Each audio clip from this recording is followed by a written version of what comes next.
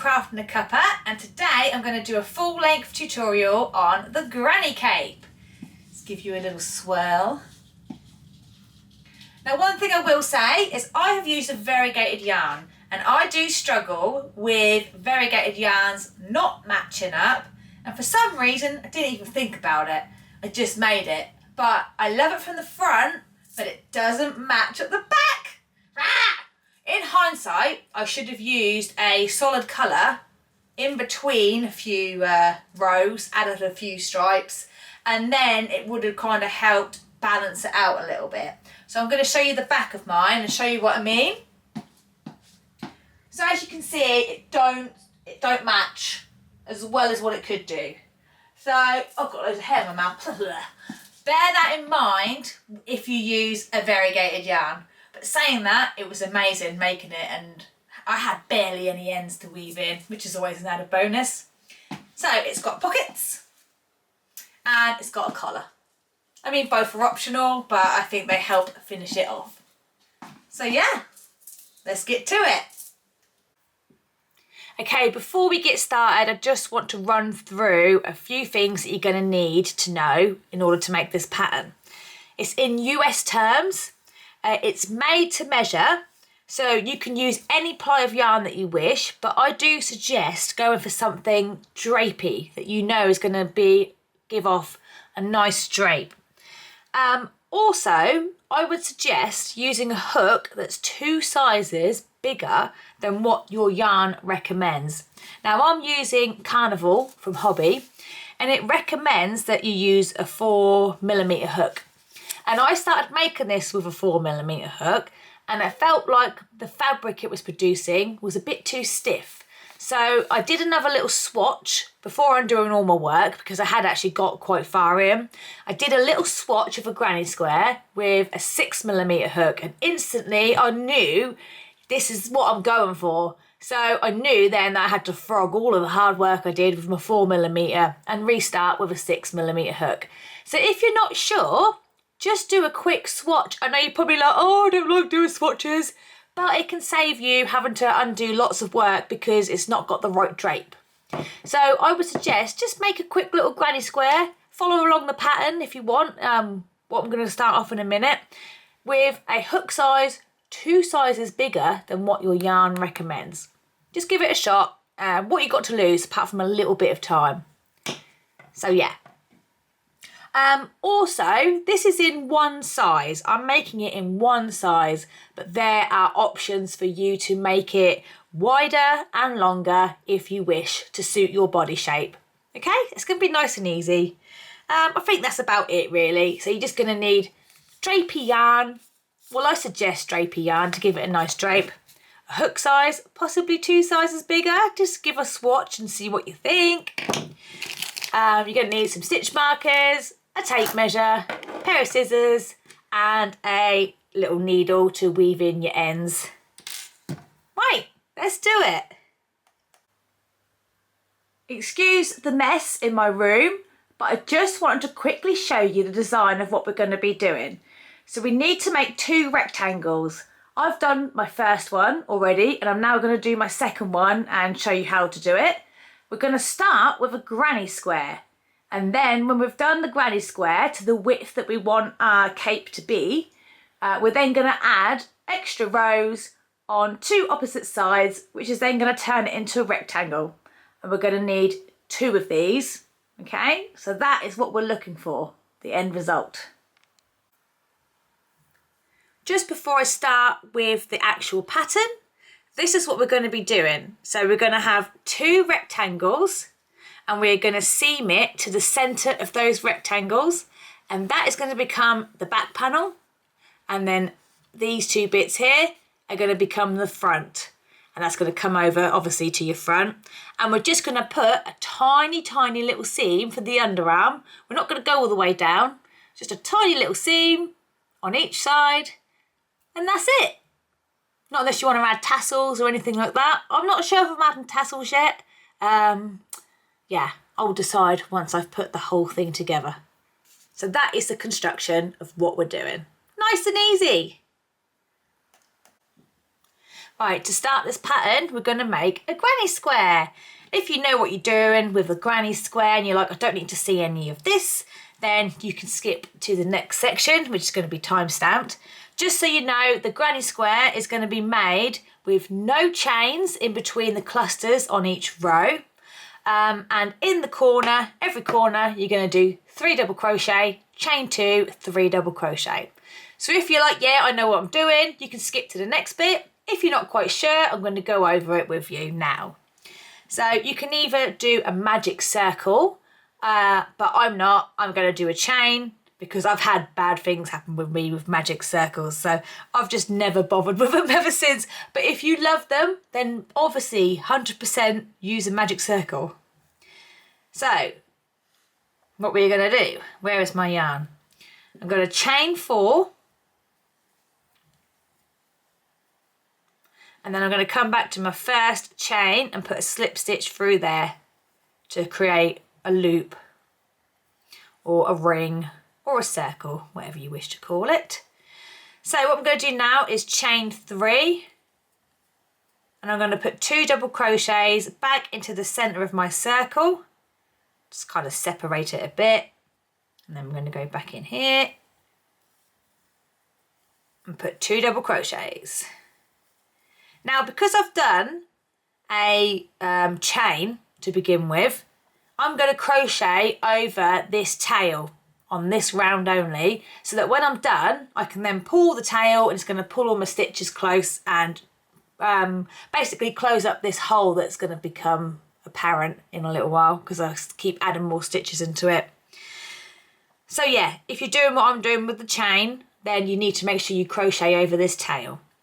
So we're going to chain 2 and we're going to put 3 double crochets back into the loop, remembering to crochet over your tail end. 1,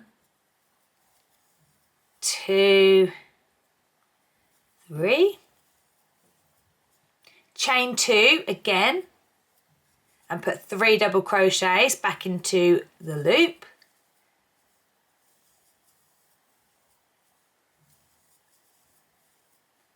And then chain 2 again and put 3 double crochets back into the loop again.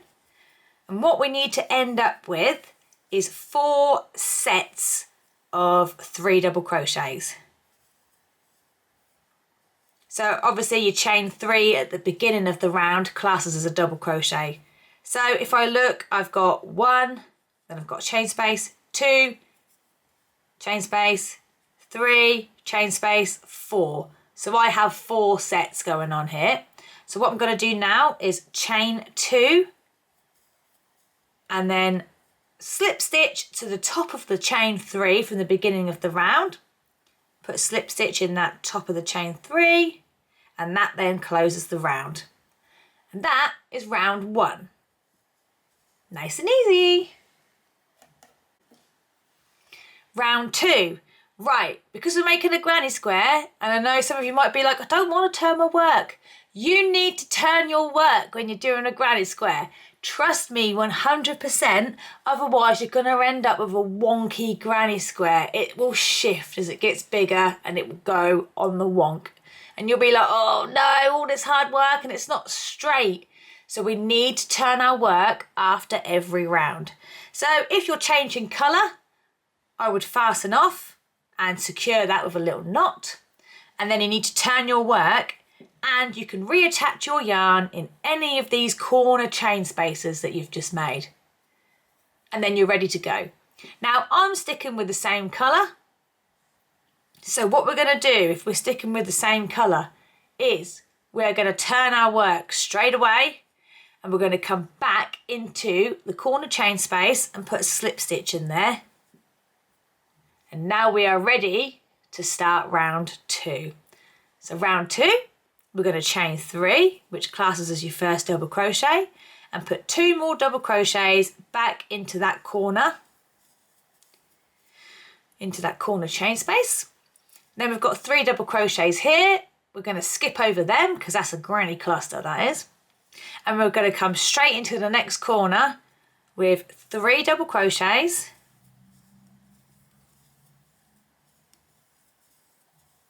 and then a chain 2, and then 3 more double crochets back into the same corner.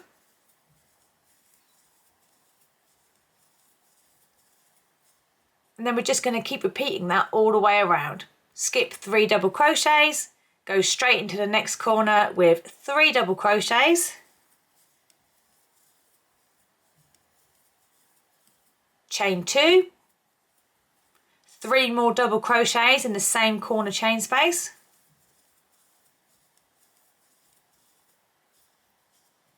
and then go again. Skip the next 3 double crochets and come to your next corner with 3 double crochets,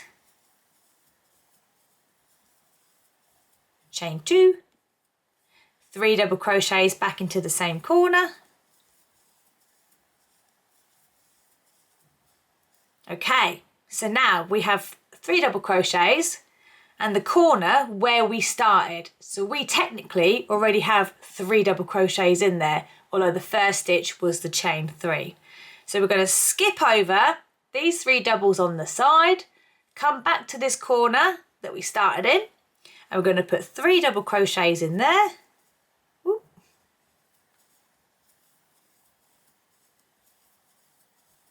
We're going to chain 2, and then we're going to join it to the top of the chain 3 from the beginning of the row, or round, sorry, with a slip stitch. Now what I'm going to do, now I've added that extra round on, I am going to take my centre tail and I'm just going to pull that just to help close that gap in the middle. There we go, like so. Now it's time for round 3. Now remember, if you're changing colour, you need to fasten off and turn your work, and then attach your yarn with a slip stitch in any of these 4 corner chain spaces. And then you're ready to start round 3.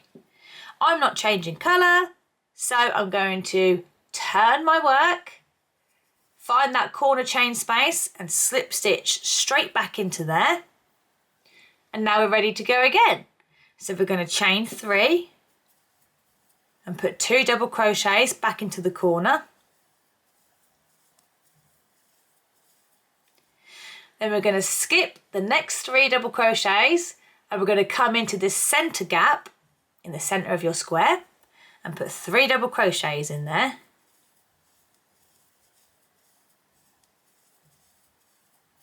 We're going to skip the next 3 doubles and that brings us to a corner. So in the corner we're going to put 3 double crochets, chain 2, and 3 more double crochets back in the same corner. And then just keep repeating that again. Skip the next 3 doubles and come to the centre gap and put 3 doubles in there.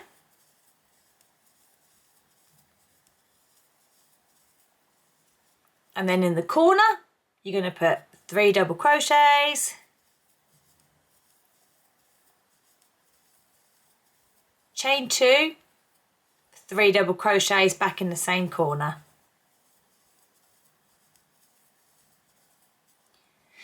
So keep doing that, skipping 3 doubles in the centre, and then 3 doubles, chain 2, 3 doubles in the corner. And I'll meet you back here when we get to our final corner. Okay, so I am now at my final corner, which has already got my 3 double crochets in it. I say 3 doubles because obviously the first stitch was a chain 3. So in that last corner, we're going to put 3 double crochets and a chain 2. So that's my 3 doubles and then chain 2. And then I'm going to join it with a slip stitch to the top of the chain 3 to join the round. So I'm going to do one more round with you and then let you continue on growing your square. Okay, so now it's time for round 4. Remember, if you're changing colour, you need to fasten off and turn your work around and go in any of these 4 corners with a slip stitch to attach your new colour. and then you're ready to go. I'm again sticking with the same colour, so I'm going to turn my work and slip stitch back into this corner chain space, and then we're ready to go. So we're going to chain 3 and put 2 double crochets back into this corner, and now we're going to skip 3 doubles and go in the next gap with 3 double crochets.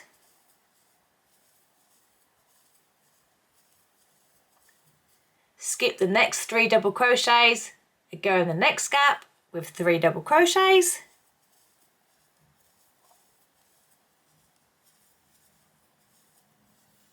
That has now brought me to the next corner.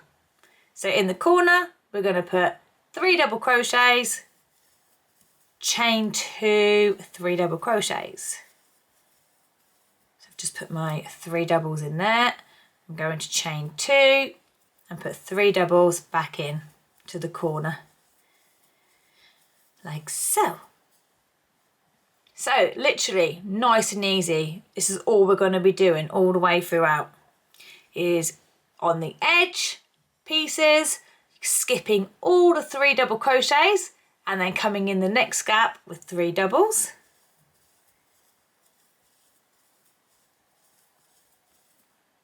I've got my stitches twisted. Just redo that last one. Skip the next 3 double crochets and go in the next gap with 3 doubles. And that's all you're going to keep doing to make your square grow. You just got to remember that when you come to the corner, you're going to skip your 3 doubles, and then in the corner, every single time, you're going to put 3 double crochets, chain 2, 3 double crochets back into the same corner.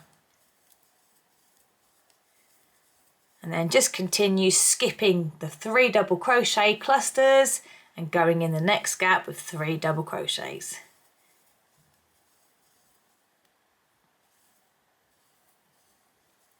Next gap, 3 double crochets. Then once you get into the swing of it, you can sit there and put your favourite show on, because you don't have to do no counting or anything. You just got to make sure you're putting 3 double crochets in all the gaps, and 3 double crochet, chain 2, 3 double crochet in every corner. And that's it. In other words, what I like to call it, mindless crocheting. One of my favourites. Okay, so how much more have I got to do? Oh, this is my last row, so I might as well stick with you a minute.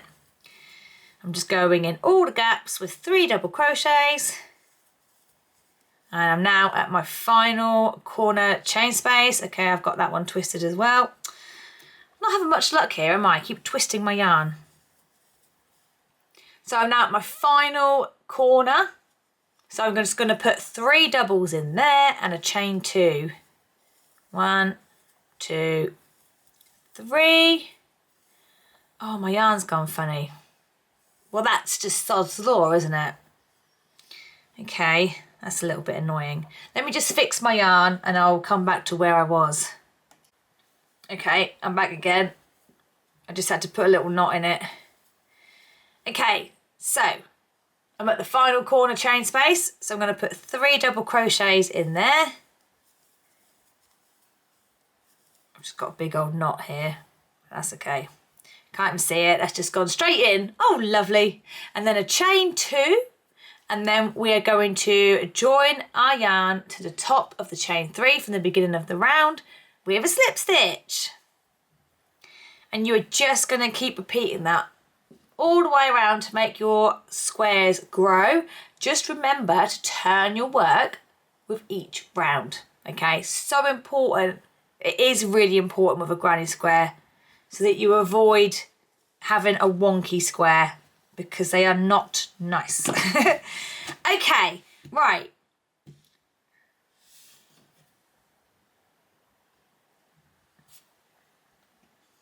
How long do you need to make, or not long, how big do you need to make your square? That's the next question. Okay, so what I would suggest is you need to work your square to around about 40 centimetres. Now, when you are measuring your square, don't measure it along the edge because you're not going to get a true representation of what it is. You need to measure straight through the middle, side to side, or either up and down. At the minute, I am at 10 centimetres. Now, I am aiming for 40 centimetres, okay? And when we get there, I'm going to show you how you can place it on your body to see if you're happy with the width. Because if you want it to be wider, then literally you just got to add more rounds. Just that simple. So yeah, aim for 40 centimetres, and when we get there, I will come back and I will show you how to put it on your body, and then you can see if you like it or not. I can't get none of my words out right. I'm trying so hard. I'm sure everything will be fine in the end. It always is. Okay, so I will meet you back here when my square is 40 centimetres wide. See you soon, everybody. Right, I have been working at my granny square to about 40 centimetres. One thing I will say is do not fasten off when you get to 40 centimetres. Now, it looks like I've fastened off here, but I was actually playing a game of yarn chicken, going around my square. That's like all I had left. I was like, oh, we're going to make it all the way around. Obviously, I've still got more yarn to finish it off, but yeah, that's a bit awkward really, because ideally I would say do not fasten off. So I haven't actually done that, just in case you see my little end and think, well, she's fastened off. Okay, so I'm at 40 centimetres. Oof. I'm now going to show you how you kind of put this on to see where your cape is going to rest on your arm. So the granny square is literally going to sit in the middle of your shoulder. So you're just going to like fling it over your shoulder and do your best to kind of have the centre of the granny square like in the middle of your arm.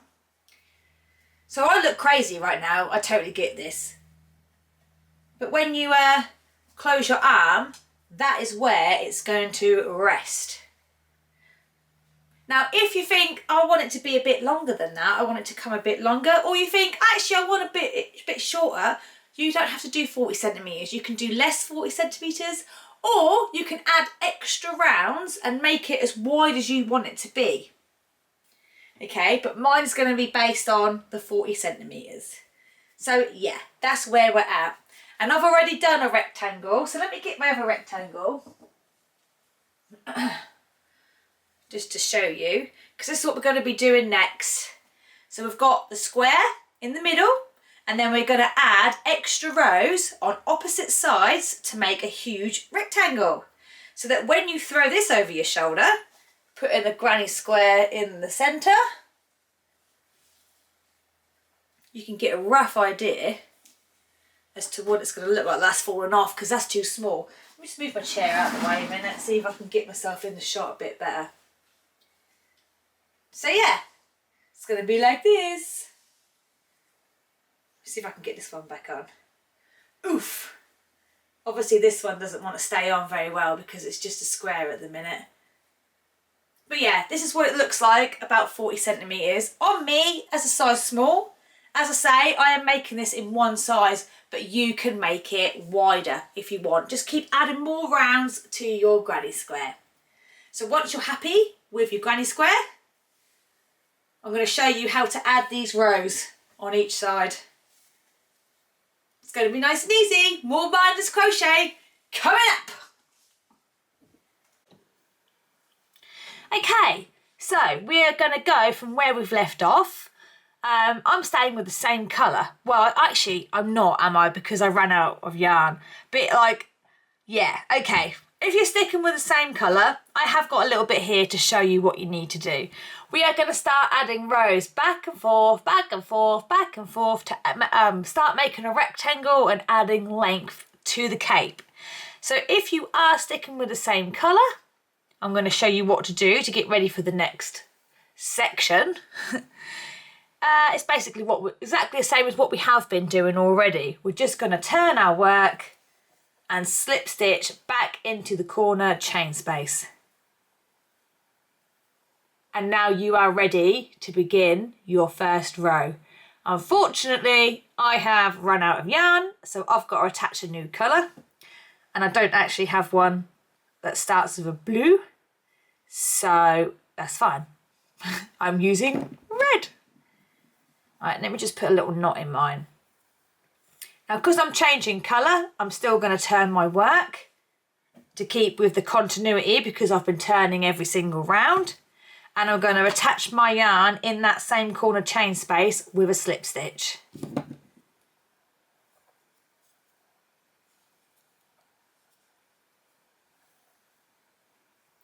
Where is it?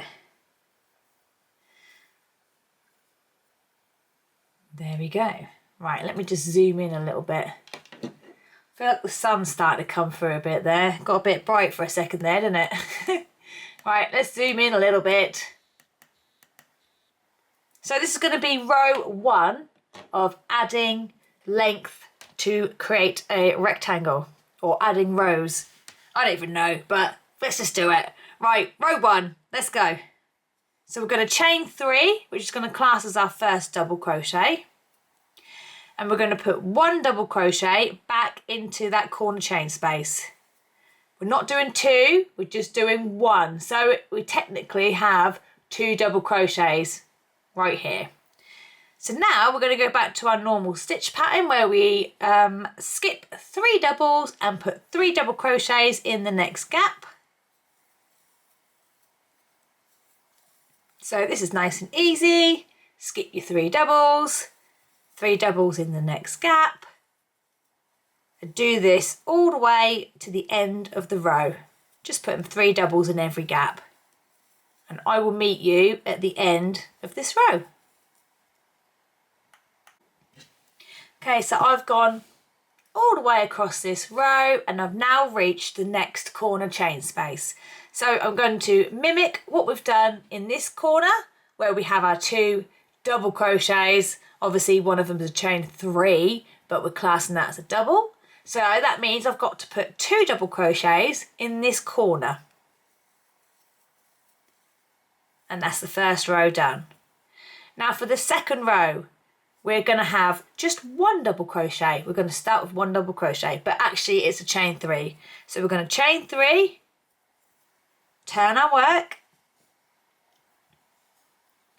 and then we're going to skip the next double crochet there. We're going to come straight to this gap and put 3 double crochets in here. And then continue our stitch pattern of 3 double crochets in every gap. And I'll meet you back at the end of this row. Okay, I'm right near the end of this row. I've got no more gaps. Oh my goodness, get out of the way. Sorry, I'm just fighting with my ends. I've got no more gaps left to go in, and all I have is 2 double crochets left. Well, actually it's a double crochet and the chain 3 from the previous row. So what we're going to do is we're going to skip the first double crochet, and we're going to go in the top of the chain 3, and we're just going to put 1 double crochet in there. So if you come back to the beginning, we started with the chain 3, which classes as a double crochet, and then we've ended with just the 1 double crochet. So this row, the first one, has 2 stitches at the beginning and the end. Where are we? There. And then the next row has 1 stitch. So for the next row, we're going to go back to having 2 stitches at the end, and then the next row is going to have 1. It's just going to go 2, 1, 2, 1. But I'm going to go over them with you a couple more times. So just in case you're thinking, what on earth is she banging on about? Let's go again for row 3. So we're going to chain 3, turn our work. And this is the row where we have 2 double crochets at each end. So what I'm going to do is I'm going to put a double crochet back into the same stitch as the chain. So the chain 3 classes as your double, and then we've got another double right next to it in the same stitch. Okay, so what we're going to do now is skip the next 3 double crochets and come to the gap. And you guessed it, we're going to put 3 doubles in every single gap all the way across the row, just like what we have been doing. So I will meet you when we get to the end of this row. Okay, so I'm at the end of row 3. My voice is going a bit there. I've got 3 double crochets and then I've got the chain 3 from the beginning of the row. Oh my goodness. Sorry. I gained an extra tone to my voice then. Sounded like I swallowed a frog. So yes, I've got 3 double crochets and then the chain 3. So we're going to skip the 3 doubles and we're going to put 2 double crochets in the top of this chain 3. So 2 double crochets in there. 1. Have I gone in the right stitch? 1, 2, 3. No, I haven't. I've gone in my double crochet. Hang on a second. Let me just grab that. Give it a little twisty. 1, 2, 3. And then go through. Oof, there we go. Right, putting 2 double crochets in the top of the chain 3. You might need to give it a little wiggle to try and get it in. So that is row 3.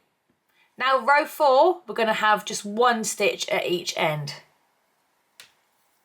So row 4, we're going to chain 3, turn our work.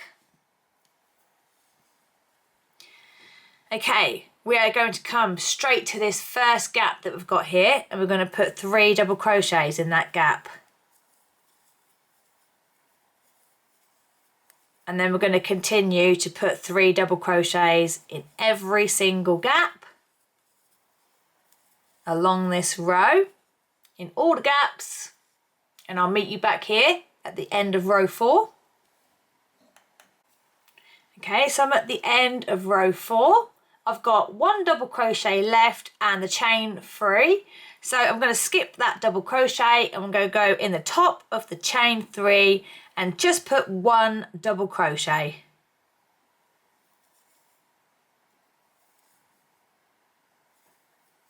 Like so. So we've got 1 stitch at the end of this row. Let me just zoom out a little bit. Okay, so I've added 4 rows at the minute. So from here on out, you are going to keep repeating row 3, row 4, row 3, row 4, row 3, row 4, until you are either happy with the length or, like I have done, I've aimed for 56 centimetres from this centre of the square. So you'd need to get your tape measure. Where's my tape measure at?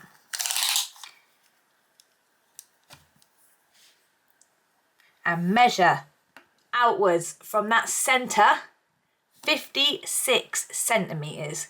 That's how long my rectangle is either side. So 56 plus 56 gives me a grand total of, I don't even know, I can't work it out. 50 plus 50 is 100. 6 plus 6 is 12. 112? I mean, I might be wrong. Maths is not my strong point, believe it or not. So yeah, basically aim for 56 centimetres and see what you think. Throw it over your shoulder, remember, putting this bit in the centre of your arm and then checking how long you want your cape to be. Now, if you like, I can't remember what she's just done with row 3 and row 4, I'm going to timestamp both of those rows in the written description. So you can look back, go in the written description right now, you can click on row 3 of adding extra rows to the edge, or it's going to be something like that. You can click on that and it will take you straight back to the beginning of row 3 that you've just watched. And then I'll have a timestamp for row 4. So if you're like, oh, I can't remember what she did for row 4 either, well, then you can click on row 4, timestamp, and it will just repeat what we've just done. It will show you exactly what we've just done for row 4. So yes, keep repeating rows 3 and rows 4 until you either reach 56 centimetres outwards from the centre or the length that you want your cape to be. And I will meet you back here when we have 1/2 added, because when we've done that half, we've then got to do this half.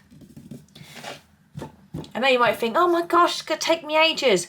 Trust me, get on that sofa, get yourself a cuppa or whatever you want to drink, put the telly on, and just crochet, because that is exactly what this pattern is. It's completely mindless. You do not have to count your stitches. You just need to make sure that you are alternating between rows 3 and 4 and that you have 2 at the end, 1 at the end, 2 at the end, 1 at the end, 2 at the end, 1 at the end. That's it. So yeah, I'll meet you back here when the first half of the rectangle is complete. I like this bit because, like I say, I now get to get on the sofa and just crochet and watch loads of shows. I'm watching Benidorm at the minute, actually. It's a UK show. I didn't watch it when it first came out, and I've just had it on, and I have rinsed the first 8 series. I've got 2 left, I think. I don't know what I'm going to do when it's done. I never watch anything that long for 8 series. I'm usually like a 1 series kind of girl, and that's it, I'm done. But yeah, 8 series. It's so silly, but I love it. It's just nice to have on. Anyway, I'm babbling. Right, meet you back here in a bit. Bye. Okay, so excuse the state of my table, but I've had to zoom out so you can get a good view of what I've done. So I've added all my rows onto one edge, and measuring from the centre of the granny square, mine measures about 56 centimetres.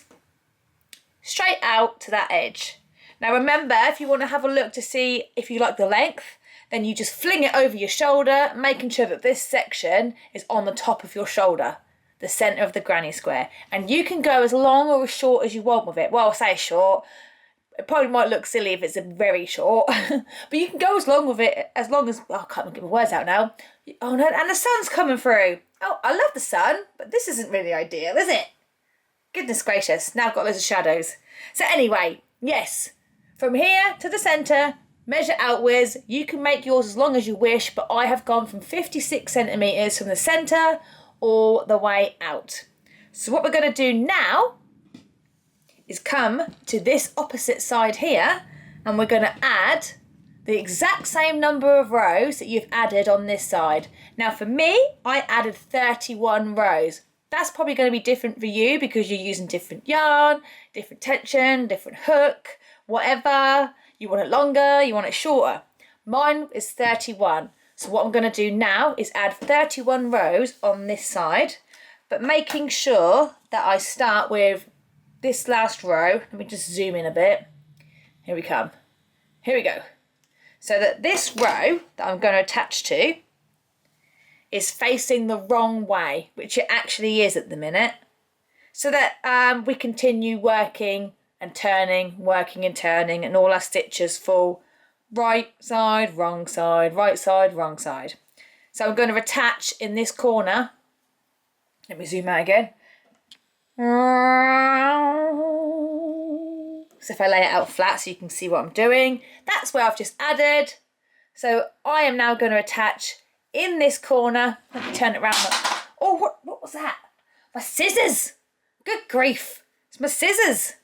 They cut my toe off. I didn't really, but they are ridiculously close to the side of my foot.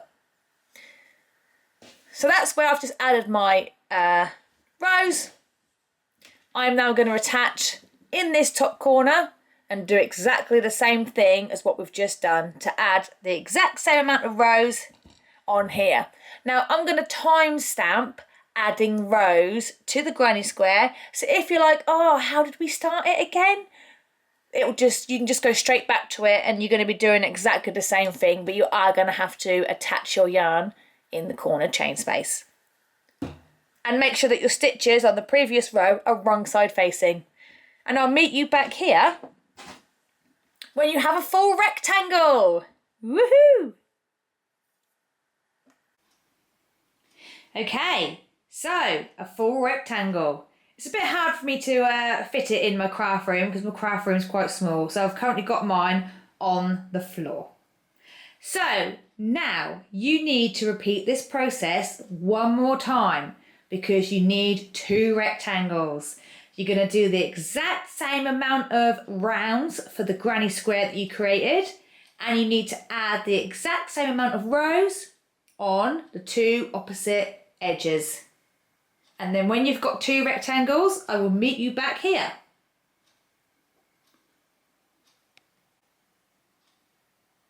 Okay, so there are my 2 rectangles. Now what you need to do is lay them out side by side, just like how I've done. And you need to pick a side that's going to be the right side. So what I mean by that is obviously one side's going to be on the inside of your cape and the right side is going to be the side that everybody sees because it's going to be facing forwards. Now what I did with mine, I can't remember if I mentioned this when I was doing the tutorial, but I decided that I would keep my centre tail from the granny square. I've kept that there, and that has become my wrong side. That's what I thought I'd do. So I'd always know, all right, this is my wrong side.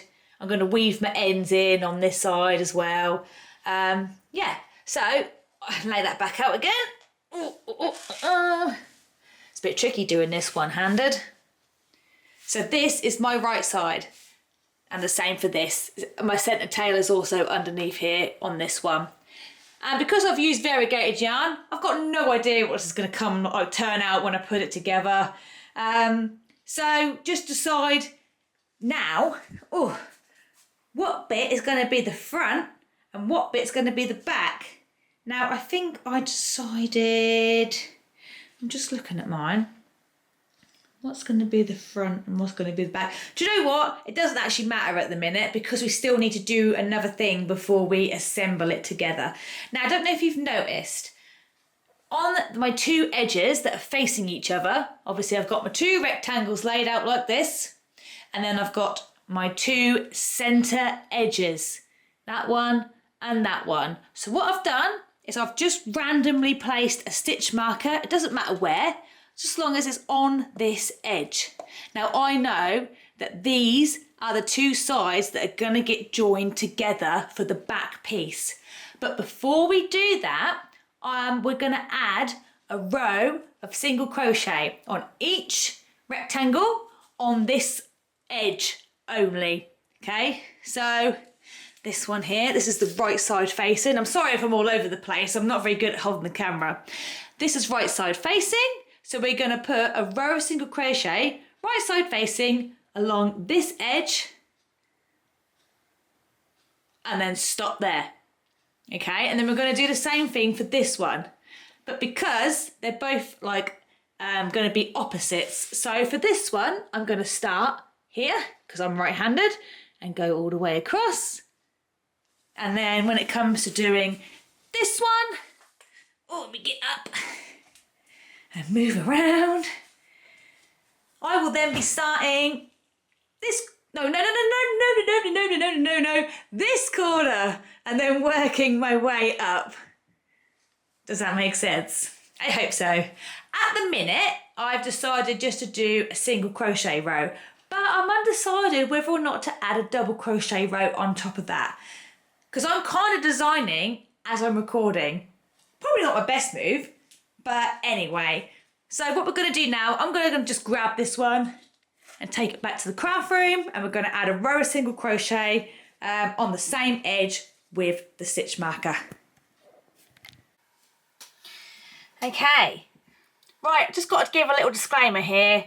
I've got some like new blinds, yeah, and for some reason when the sun shines, even when I do my blinds up, there's a bit on the blind that's got little holes on it where like it's got all like the string attached and holding it all together. It comes through my desk and there is nothing that I can do about it. It's very, very annoying. So yeah, as much as I love the sunshine, because the sun is finally out for the first time in days, like this is just a little bit awkward. Okay, maybe I should just kind of keep my arm there. So anyway, let's get back to it. Right, I've got one of my rectangles. I've decided we are just going to do a row of single crochet. I had a little play about on my other rectangle, and I did a single crochet row and a double crochet row, and the double crochet row didn't look right. It just looked messy. So we are going to put one row of single crochet along the edge where you put your stitch marker, making sure that you are stitching on the right side. So there we are, look, there's my centre tail, which I've decided is going to be my wrong side, the inside. and this is my right side. So I need to find my corner, or I say my corner, the start of the edge. Go away, Lane. Maybe I can like turn my chair around. No, it don't reach. So annoying. I do apologise about that, everybody. But there's literally nothing that I can do about it. Right, and we just make a slip knot. Okay, single crochet. What we're going to be doing is finding, I'm going to call these DC bar, okay?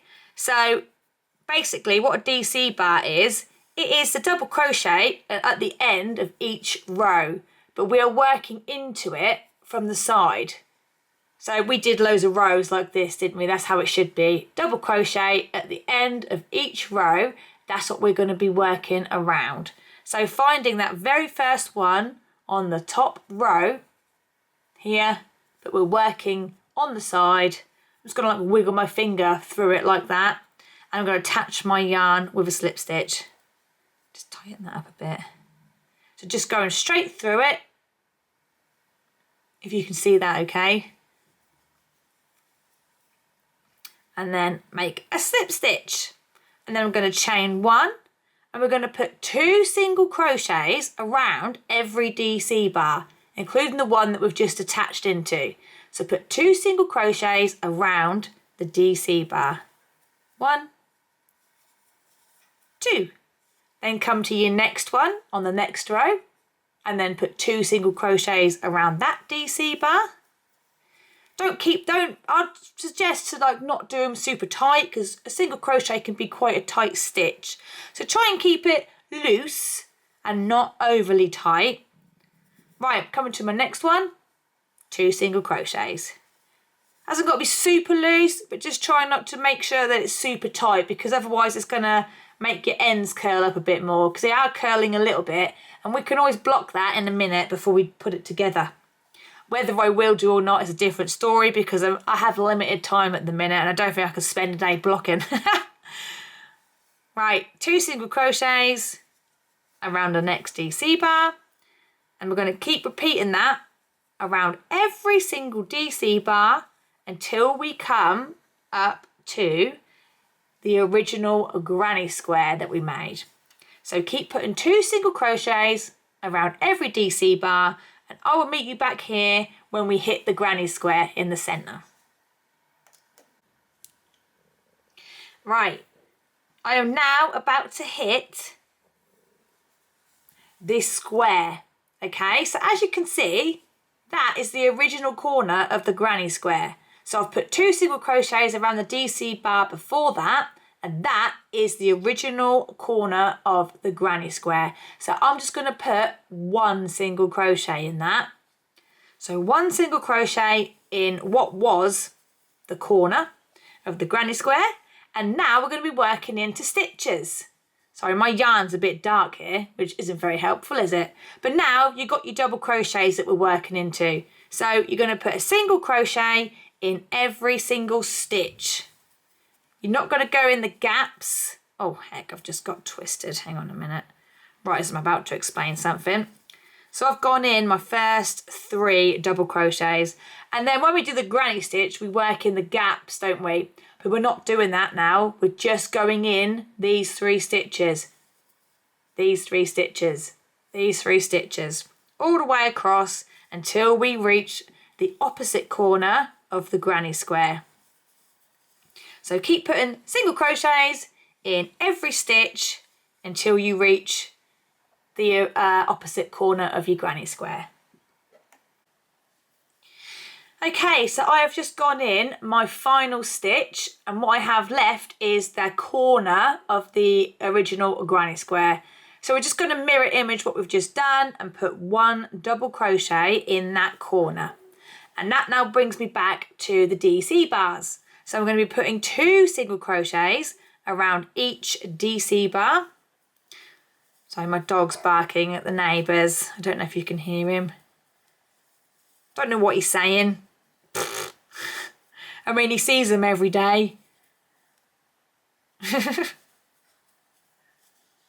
just picked up a little bit of another bit of a stitch there. So yeah, keep putting 2 single crochets around every DC bar, and I will meet you back here when we get to the end of the row. Okay, so I'm now on my last row. So I'm going to put 2 double crochets, not 2 single crochets around the final DC bar. And then I'm going to fasten off. And if you haven't already, you can remove your stitch marker that was on that edge, because we now know that that is going to be the centre edge that we're going to do for seaming. Now, just thinking, what's next? Now, I'm not going to do it right now because I don't have enough time. But if you want to, you can block your panels, your rectangles, before you move on to seaming. If you're like, what does she mean block? Basically, it's a way of like, you make your fabric wet. Well, actually what I use is this handheld steamer and some blocking mats and some little pins. Like even like the kids' mats, like spongy mats that they go on. I should probably go get my blocking mats ready and show you what I mean. Hang on a minute. Right, excuse the mess. My kids have been in here playing over the weekend. They always take over my craft room. I don't get a look in. So I have got a set of blocking mats. They could be called blocking mats or blocking boards. Basically, they're like these spongy things. And you can also get kids' ones. Do you know what I mean now? Like the kids' ones are usually like different colours, yellow, orange, blue. And then you just put them together like a puzzle piece. And then this set come with some T-bar pins. Like this. And then basically you just pin out your work in the shape that you want it to be. So like with this one, just the ends, my ends are curling ever so slightly. So I would like pin out my stitches to try and stop this curl from happening. And then I'd get a handheld steamer and I'd just run it over my work. And then the heat helps the stitches to stay in the place that you've pinned them in. So it's kind of like setting the work in a sense. But yeah, I haven't really got time to block mine at the minute. But if needs be, I can block it when I'm finished. But if you want to, if you love blocking your work, then I'd suggest giving it a little block now before you seam it together. But I am a serial non-blocker, so don't feel like you have to do it, okay? It's completely up to you. Some things do need blocking, especially when you're doing like lace work and mesh and that definitely needs blocking. But things like this, I'm just like, nah. Garments and stuff, my jumpers, never block them, never. I mean, yeah, they just get worn all the time and I ain't really bothered, to be honest with you. But it's just the ends have got a little curl to them. They've got a slight little curl and blocking it can help with that. But then also, as well, you can actually add some tassels on the end of this if you want to, which would also help weigh it down. Okay, so next section is going to be seaming the back panel. Woo! Get in there. Okay, so next up is seaming. Now I've laid my rectangles out side by side again with the single crochet row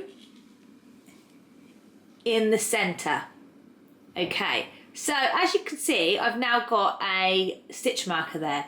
Now I'm going to show you how I got to this measurement, because this section here, let me come back out, this bottom half is going to become my back panel, and those 2 bits at the top are going to become the 2 front panels. But we need to seam from the bottom of the back panel just before the halfway point of the squares in the rectangles. Now I did originally put my stitch marker slap bang in the centre of the squares, but when I put my cape on, the back came out shorter than the front. So what I've done is I have got my, let me come down here. I have got my tape measure.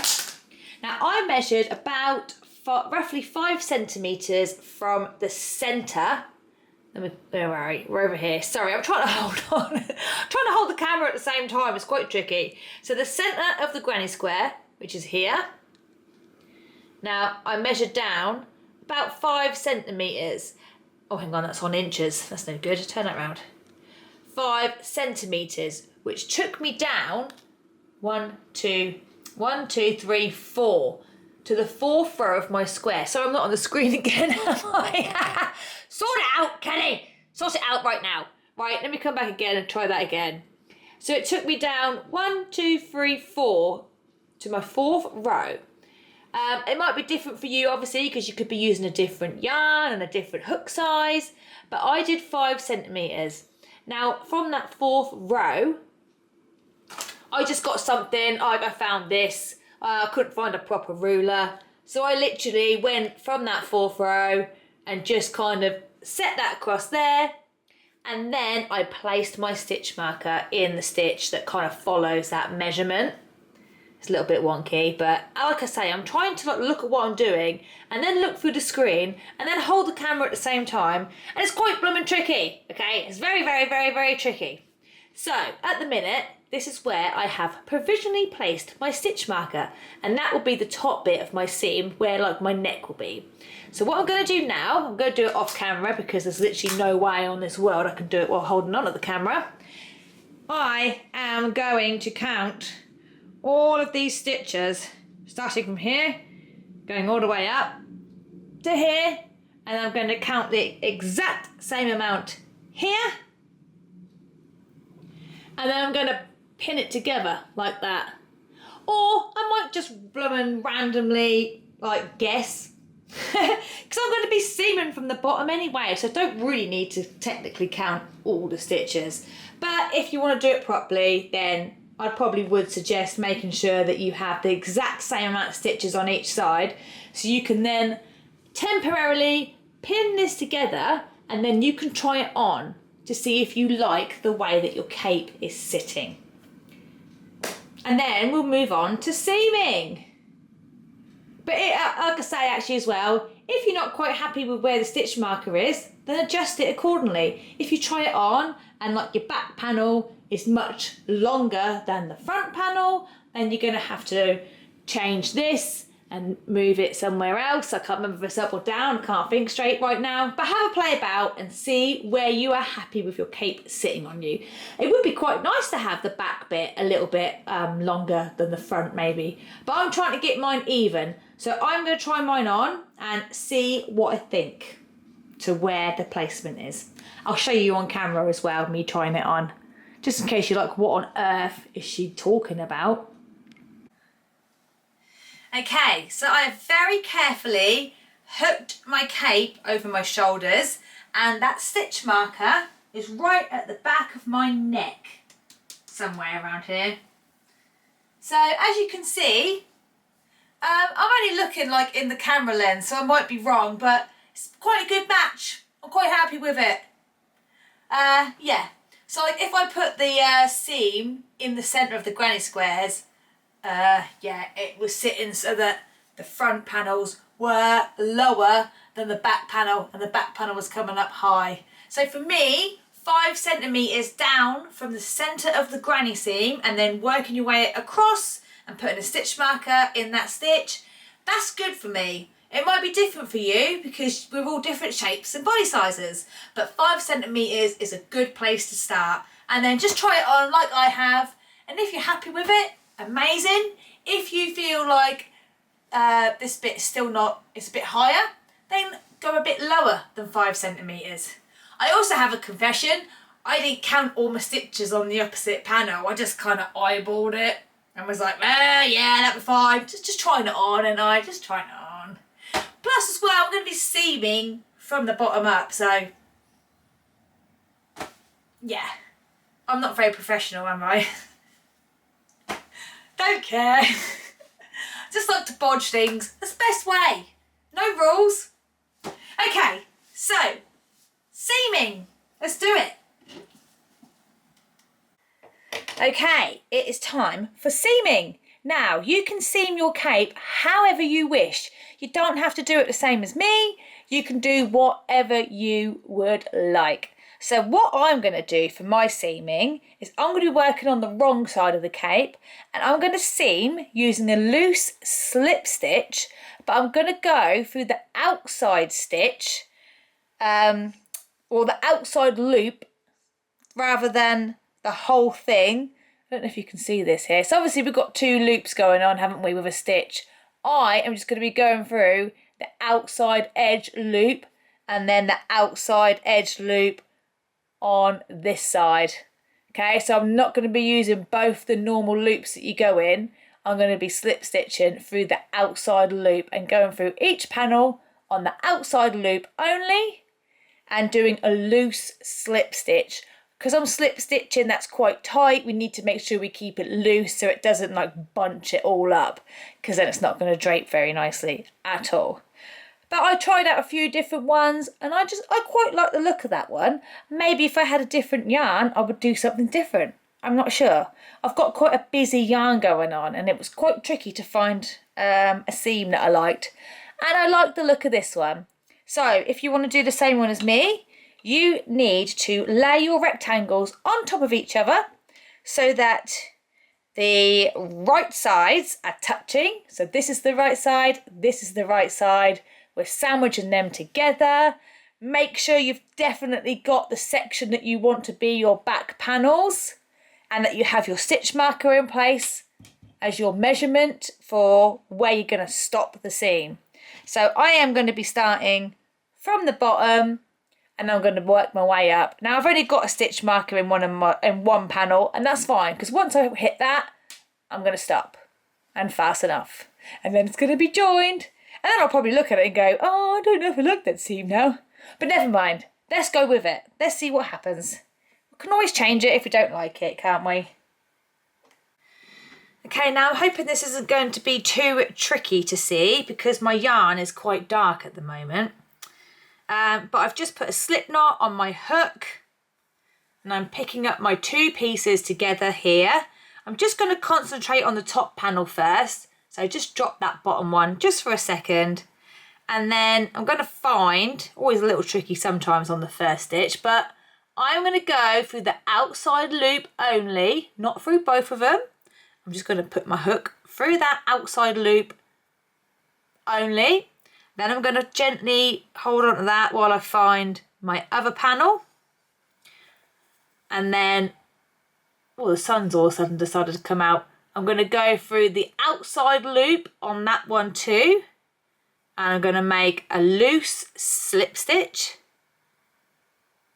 Just try and keep it nice and loose. And that is all I'm going to keep doing on every single stitch until I reach my stitch marker.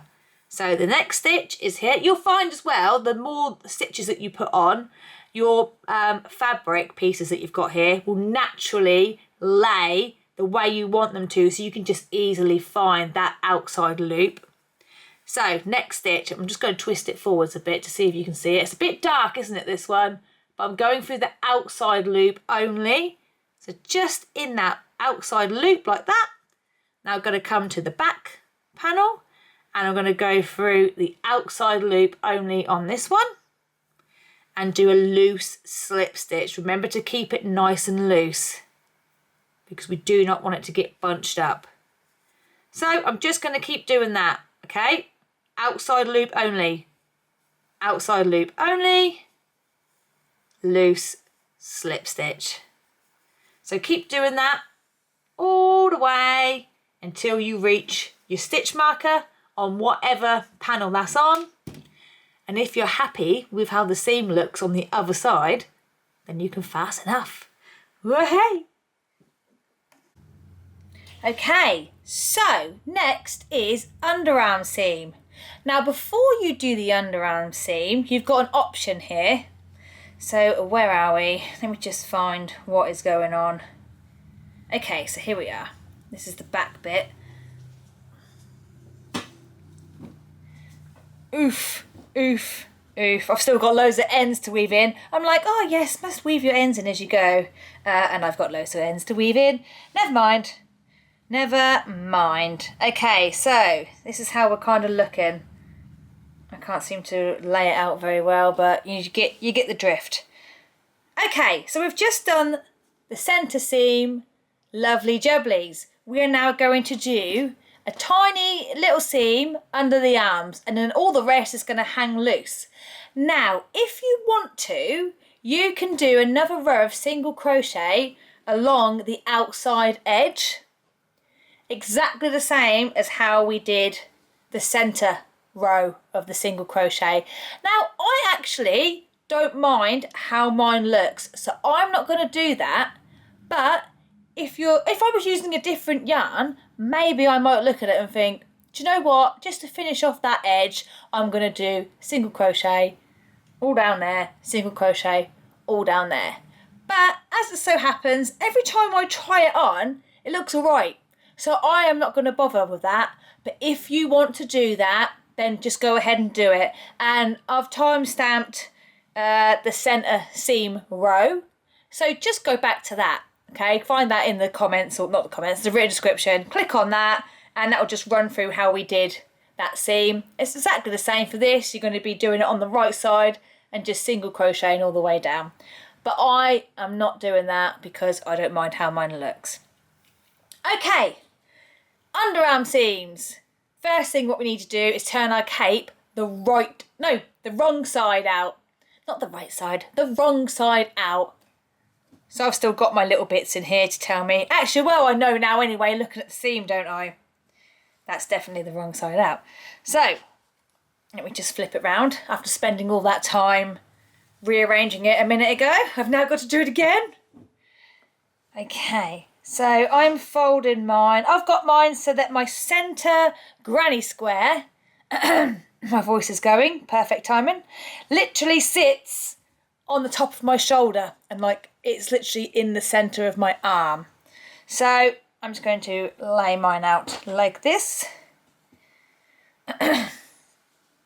Now, because of that, I have a good starting point as to where the middle of my cardigan is. Well, not cardigan, my cape.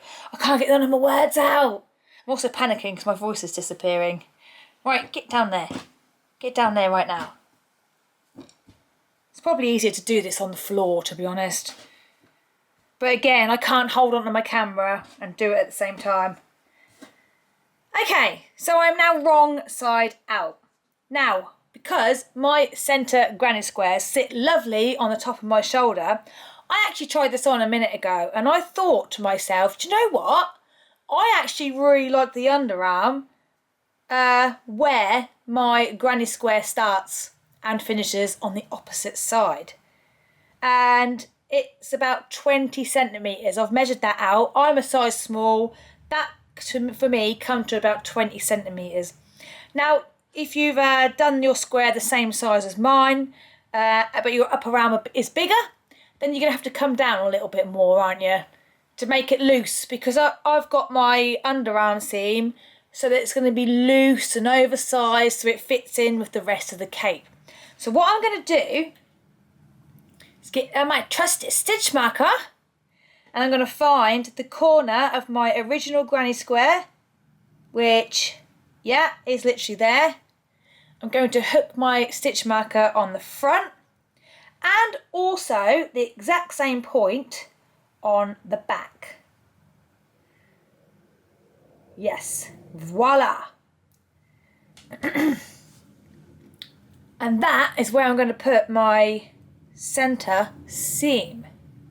Now, if you decided to have yours so that it's like longer at the back than what it is at the front, then you are going to have to like try it on. I'd probably put a stitch marker where the centre point is. So find the stitch marker, put it on like the centre point where it sits right in the centre of your arm, like so, bosh, and then that will be your starting point. So when you fold up your cape, you should have a stitch marker right here, which is going to be like the centre of where it sits on your shoulder. Does that make sense? So then you could take a tape measure and measure down. You could try 20 centimetres first and then pop a stitch marker like 20 centimetres down here. If you think, no, I want it bigger than that, then you could go for like 25 and then put a stitch marker through both sides. Try it on and see what you think. But because mine has fallen so that my granny square is the centre, it's made it quite easy for me.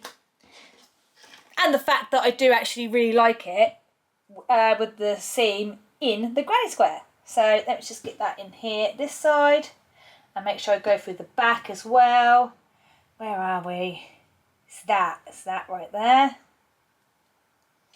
Bish, bash, bosh. So now we have marked out where the seam is going to go. We can now start doing some crocheting. Remember, it's got to be the wrong side. We're putting the seam on the wrong side. Right, let's do it. So what I'm going to do quickly while I've still got my camera up and about, I'm just going to spin this round. I'm going to work on this one first. I'm going to spin this around.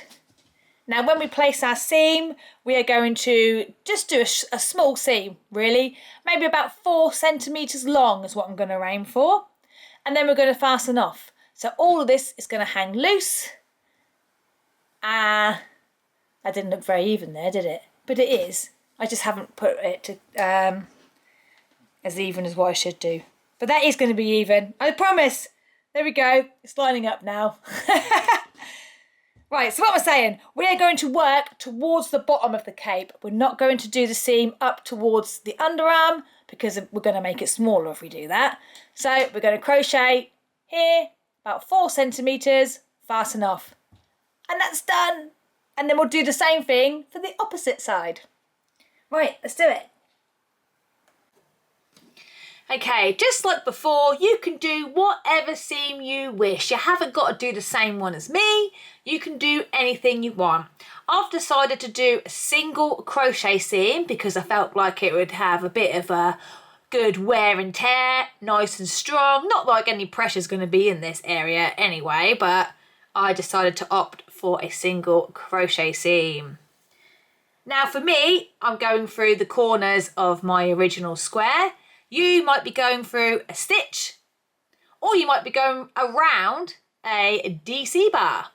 So I'm obviously going through the corner. I'm just going to attach it in the area where my stitch marker is with a slip stitch. So you do the same.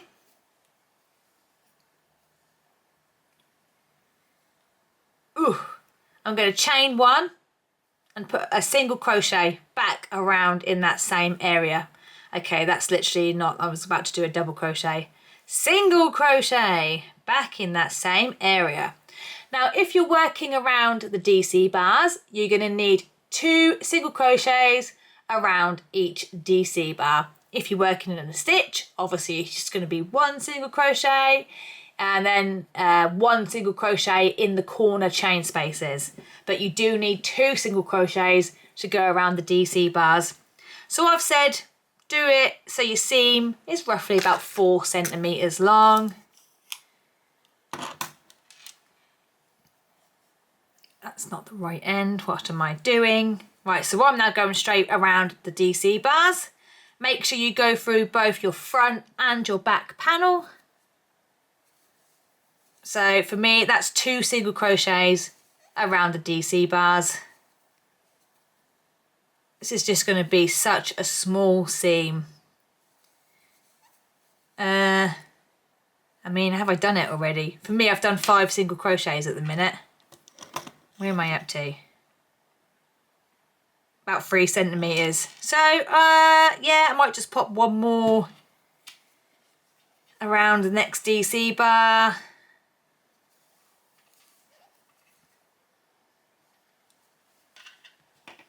I know I've only put 1 in there, but that's about as far as I want my seam to go, really. That's 4 centimetres. Lovely jubblies. Where's my scissors? I'm going to fasten off.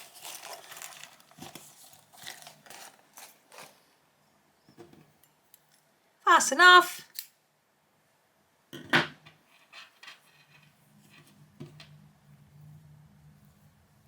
Then you can take out your stitch marker because that's done and dusted.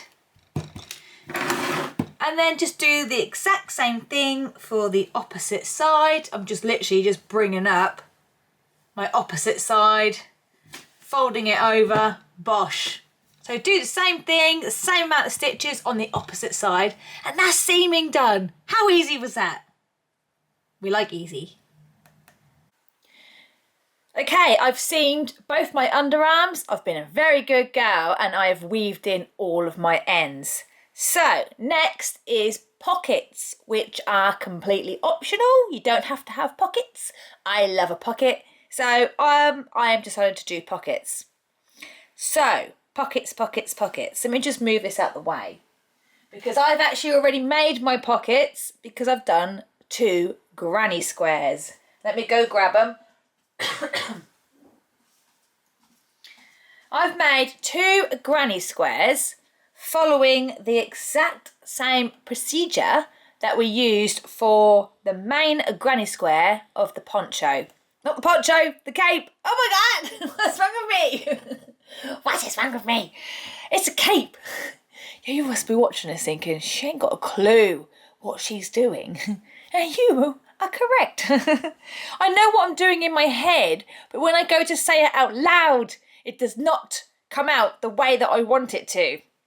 So yeah, that's just how it is, I'm afraid. Anyway, pockets. I have made up 2 granny squares exactly the same way as I made the granny squares for the cape.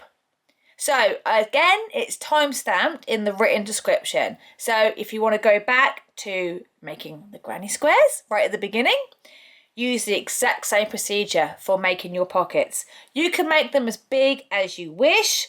I have gone for, let me just count mine, about 7.5 to 8 centimetres.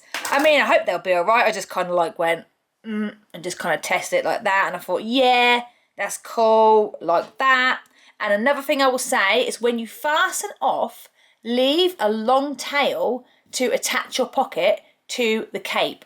Now, if you're like, oh, I don't know how long, what I normally do is I do it 3 times the length that I need to seam. So I literally just kind of went like this and run it along here loosely, like that. And then I turned it around and just pinched that bit like that. And then went back on myself like that, like that. And then done it again 3 times the length.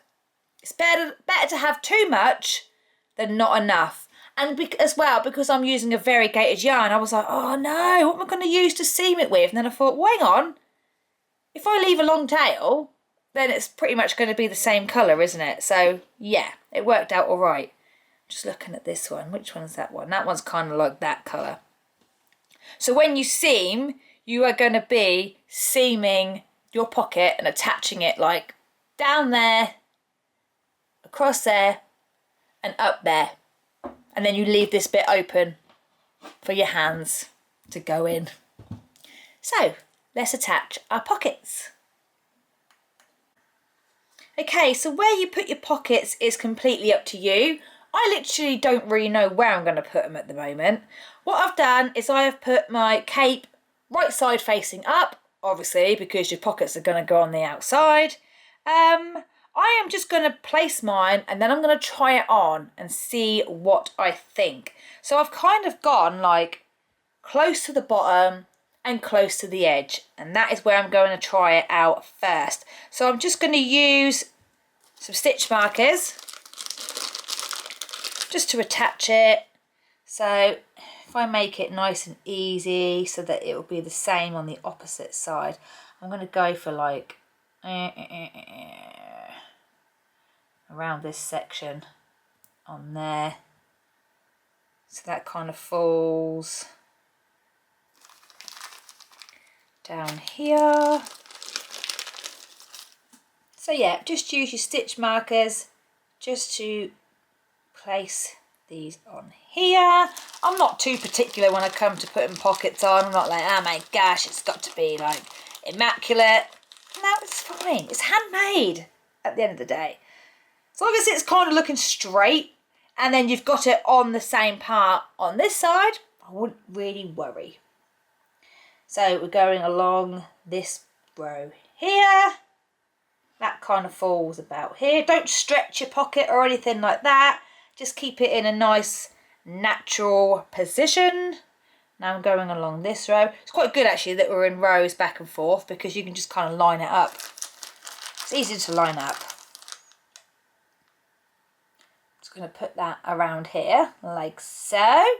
So like you say, I have gone for near the bottom, near the edge.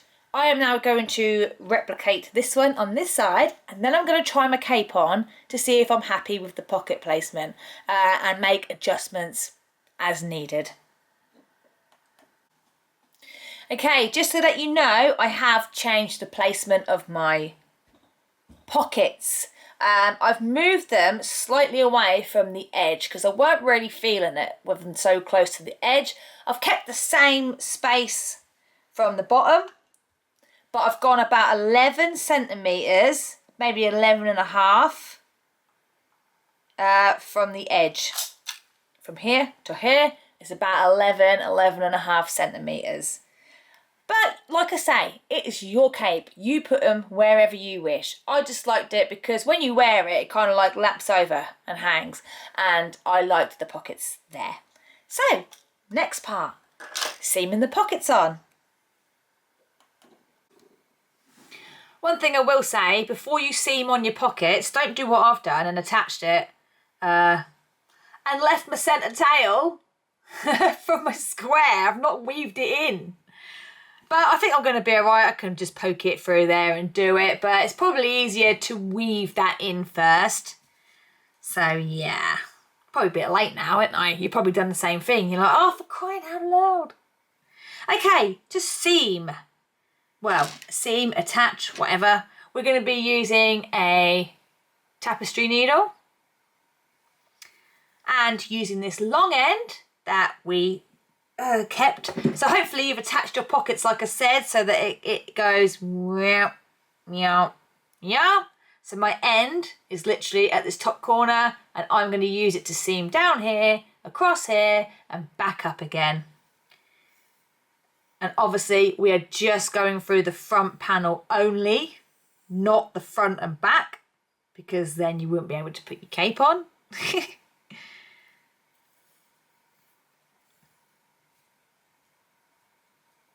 Okay, so literally all you're going to do is go through. Let me see if I can zoom in a bit more actually. Where are we? Here we come. Zooming in, nice and close. Just to make sure I'm in the same bit that I was a minute ago. 1, 2, 3, 4, 5, 6. Yeah, I'm on my 6th one here. So I am just going to come through my pocket and just come through to the back panel. And just try not to get this bit all twisted. So I'm just going to carefully guide my needle through. I've gone straight through to the other side of the back panel, like so. And then I'm just going to make sure I kind of keep this lined up with my bottom one. So I kind of want that to go through the centre of these stitches down here, because that's kind of where I've gone through the centre of this stitch. So if I try and aim for the centre, we're all good. So what I'm going to do is I'm just going to come up through my front panel and then through a stitch on my pocket. Carefully pull through my long tail. I'm not going to pull on it too tight because I don't want it to bunch up here, but obviously tight enough that it's not all loose and baggy. So again, making sure I'm keeping this lined up with the centre of these stitches. I'm going to skip maybe a couple of stitches or maybe go in the next one. I don't know. It's up to you. Just do what you feel, okay? There's no right or wrong way of doing it. But I'm going straight through the pocket and straight through the front panel, and I'm coming out the back end like that. Just make sure I don't get this twisted and knotted, because that's the last thing you need. Just extra stress. No thank you. Okay, so I'm just going to come up through the back. Again, making sure I'm coming through the centre of these stitches on the back here. And then just hooking it through the pocket.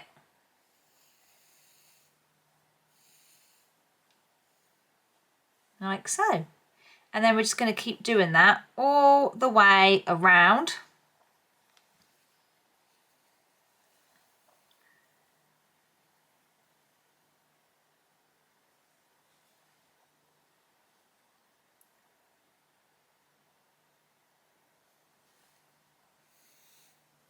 Once you get going, it's actually not that bad. It's just because I'm slowing it down to show you. So that's it. Just going to keep doing that all the way around. But not exactly all the way around, obviously. You're going to go down here, remember, across here and up here. And you have to obviously leave that part open because that's where your hand is going to go in. So just seam 3 sides, secure your end nice and securely. Oh, I wish my words would come out right. Secure your ends anyway, very securely, and then move over to this side and repeat the same thing. And then voila, you have 2 pockets. And then weaving ends. Well, I suppose you're going to weave in your end anyway, aren't you, when you're securing it securely. Right, last but not least is adding in a collar. You don't have to do a collar if you don't want to, but I think it sets it off quite nicely. So where do you place your collar? Well, that's completely up to you. As you can see, I've got 2 stitch markers already attached in here. I just tried mine on and just looked down and just kind of went for it, to be honest with you. But I will give you a rough idea of where I've gone for. So I've kind of rolled my cape forwards a bit so I can see the back seam. And I measured down, it is about 20 centimetres. So I've gone 20 centimetres there, 20 centimetres there. So what I've done is we're going to ignore this single crochet row that we've got going on. Let me just zoom in a little bit more. So we've got the single crochet row. We're going to ignore that and we're going to go back to the granny stitch row. So I have put my stitch marker in the gap and then we've got the three clusters going on. That's what we're going to be working into because we're going to be doing the granny stitch again. So I've counted 9 of these sets of 3 double crochets, which I'm going to call granny clusters, up to my back seam. And then what I did on the opposite side was I counted 9 down. I believe it's 9 or 10, I can't remember now. I did it a little while ago. It was either 9 or 10, but I've made sure I've put it in the exact same gap on the opposite side. And then I'd suggest try it on and see if you're happy with the placement of the collar. It's only going to be like a few rows anyway, so if you're not happy you can always whip it back and change it. So it's going to be so easy. What we're going to be doing is a granny stitch again, and it's going to be exactly the same as how we added our rows onto our granny square. So we're just going to be literally doing that backwards and forwards, but to create a collar. Right, should we do it? So looking at my granny cape, I have got it the right side facing me, but I'm going to flip this side. I'm looking straight down. It's going to be the right hand side because I'm right-handed.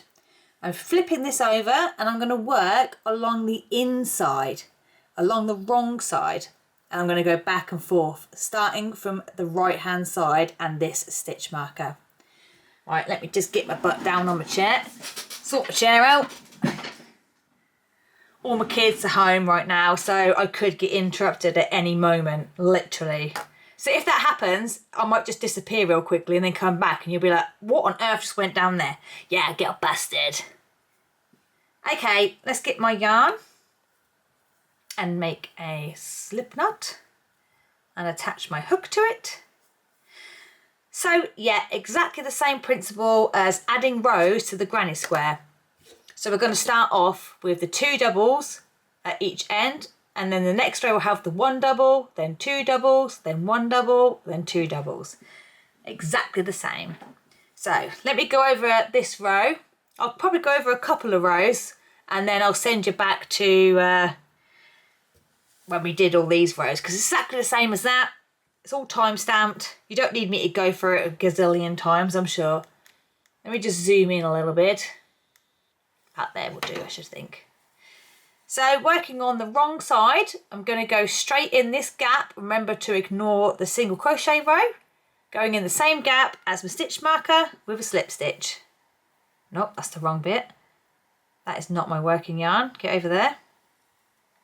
Right, slip stitch that in, and then we're going to chain 3 and put 1 more double crochet in that same gap. Now we're back to working our granny stitch. Gonna just put 3 double crochets in every single gap. Nice and easy. Skipping 3 doubles and going in the gap with 3 double crochets. Remember, we're ignoring the single crochet row and working in the row below with the granny stitch. Right, keep doing that until you reach your back seam, and I will show you what we do when we get to the seam. Okay, we might all have different things when we get to our seam. Just depends where your seam comes to. But I have got a bit of a gap going on right here before my seam. So we don't want a massive gap going on. So I am going to put 3 double crochets in this gap closest to the seam. You've got to get as close as you can to that seam. And then what I'm going to do is I'm going to put 3 double crochets in the centre of the seam as well. Just make sure I've got this the right way around. I started freaking out then that I had it the wrong way round, but no, I don't. That's fine. I'm going to put 3 double crochets, try and get it in the centre of this seam. Now I've done this already where I skipped over the seam. And I thought, oh yeah, that'll be all right. We'll skip over that. It didn't look right for me. It left a huge gap at the back of my neck. So yeah, I had to re-record, I had to frog it all, re-record and go again. So coming back to the opposite side, I'm now going in the gap which is closest to my seam. Oh heck. But like I say, we might all have something different here. It just depends where your stitches were. So just try your hardest to make sure that there isn't a huge, massive gap in the centre. Blag it, like I like to say. Blag it, baby, blag it.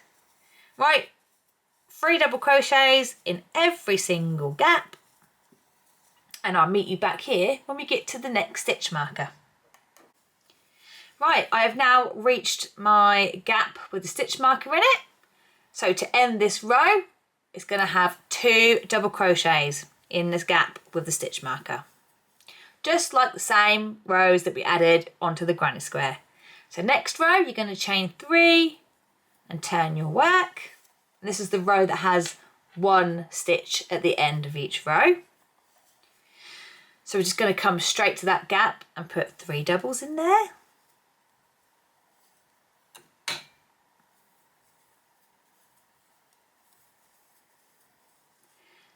And then 3 doubles in every single gap.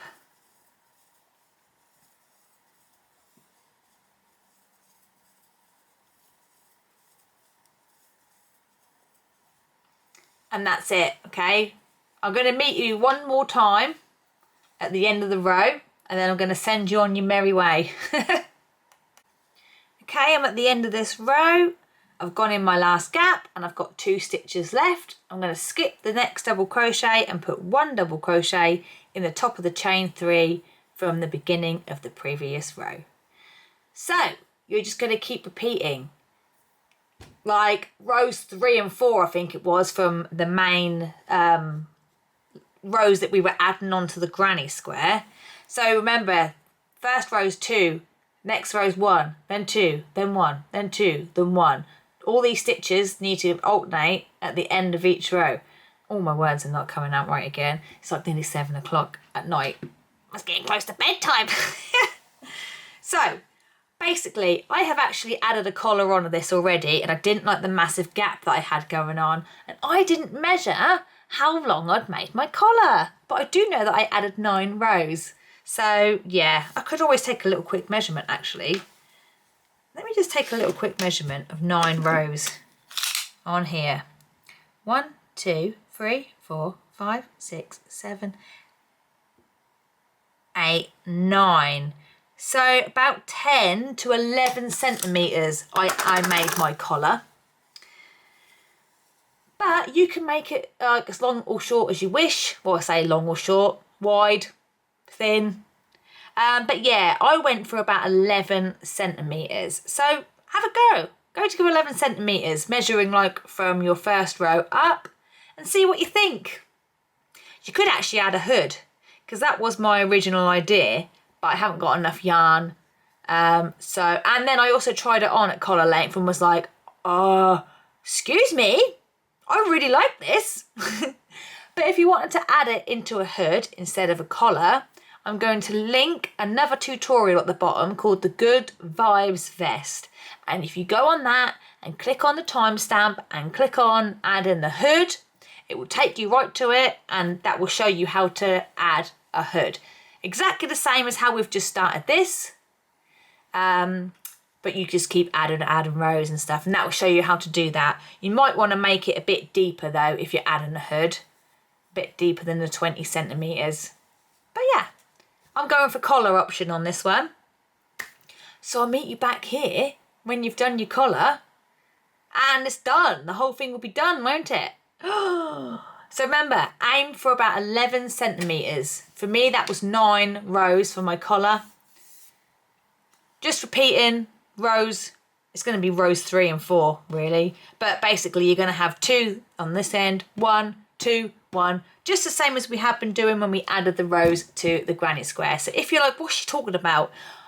Go back to the written description and click on, I think it's rows 3 and 4. It better be after I've said them this many times. And then that will give you a recap on how we added those rows to the granny square. And it's exactly the same for the collar. So yeah, I'll meet you back here when it's done.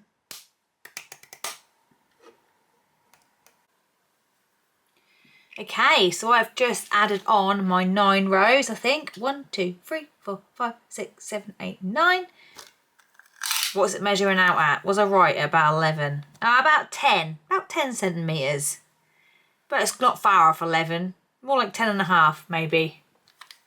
I even tried it on, now I've redone this. So maybe I should quickly try it on before I fasten off.